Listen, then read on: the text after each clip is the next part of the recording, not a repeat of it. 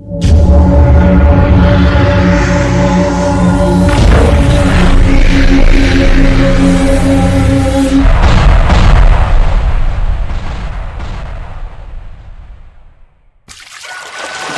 गांव में दयालु नाम का लकड़हारा रहता था। वह बहुत ही गरीब था। वह जंगल की लकड़ियों को काटकर बाजार में बेचता और उससे जो भी पैसे मिलते थे वो खुशी खुशी गुजारा करता था। एक दिन दयालु लकड़हारा हमेशा की तरह जंगल की लकड़ियों को काटकर बाजार में बेच रहा था। लकड़ियाँ ले लो। लेकिन उस दिन उसका पूरा दिन ऐसे ही बैठे बैठे बीत गया और उसका एक लकड़ी नहीं बिका। तो दयालु उस दिन बहुत ज़्यादा दुखी हो जाता है और अपने मन को संभालते हुए बोलता है, शायद आज बाजार में ग्राहक नहीं आए हुए हैं, इसीलिए मेरी लकड़ी नहीं बिकी। कोई बात नहीं, अगले दिन बिक जाएगी। वह इतना कहते हुए अपने घर की ओर चला जाता है और अगले दिन फिर लकड़ियों को लेकर बाजार में बेचने लग जाता है।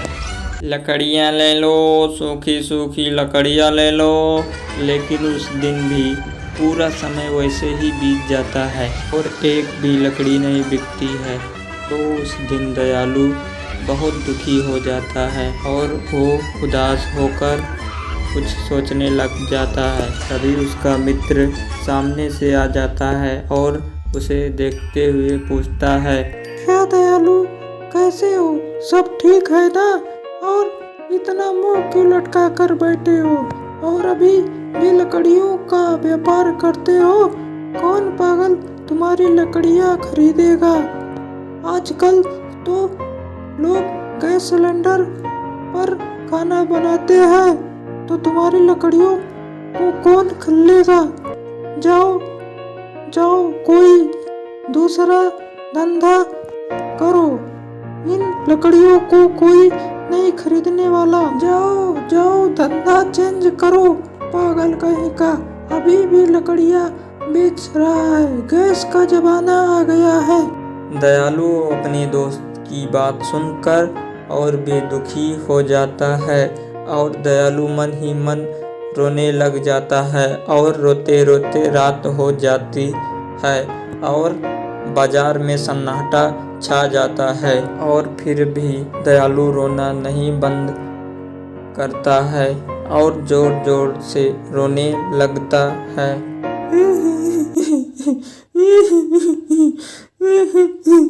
तभी उनके सामने से उससे तेज रोने की आवाज सुनाई देती है। कोई मुझे यहाँ से निकालो। कोई मेरा आवाज सुन रहा है। रोने की आवाज सुनकर दयालु चुप हो जाता है और देखता है ये आवाज कुएं से आ रही है। तो दयालु उस कुएं के पास जाता है। कुएं के पास पहुंचने के बाद जब दयालु झांकता है तो देखकर सन्न रह जाता है, क्योंकि वह रोने की आवाज कोई मामूली इंसान की नहीं रहती है, बल्कि रोने की आवाज भूत की रहती है, जो जोर जोर से चिल्ला चिल्ला कर मदद के लिए रो रहा था। दयालु भैया, मुझे इस कुएं से बाहर निकालो ना, प्लीज। मुझे इस अंधेरे से कुएं में डर लगता है। इस गंदे पानी में दम घुटता है। मैं रोज इस कुएं से चिल्लाता हूँ, लेकिन कोई मदद करने नहीं आता है। लेकिन तुम बहुत नेक दिल के लगते हो दयालु, मुझे इस नरक से बाहर निकालो प्लीज। मैं तुम्हारा एहसान नहीं भूलूंगा, निकाल दो ना प्लीज। दयालु को उस भूत की बात सुनकर दया आ जाती है और दयालु भूत से बोलता है कि ठीक है भूत भाई, मैं अभी तुम्हें निकाल देता हूँ।